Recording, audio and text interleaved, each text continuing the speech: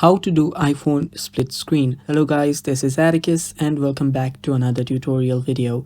In today's video, I'll teach you guys how you can do split screen and multitask using two apps at once on your iPhone. So without any further ado, let's dive right into it. So the first thing that you'll actually need to do is download an app. Now the app is called your split screen. So let me just show you. Open up your app store and search for split screen. And after you search for split screen, you'll find an app called split screen dual window. Now download this app, and after you download this app, you can open it up.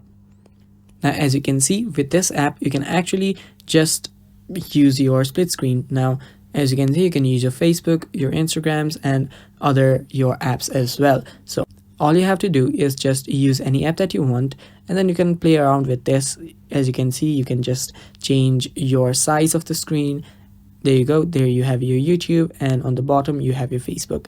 And that is how you can multitask on your iPhone using split screen. And that's all for today's video. Thanks for watching guys. Stay tuned for more upcoming tutorial videos.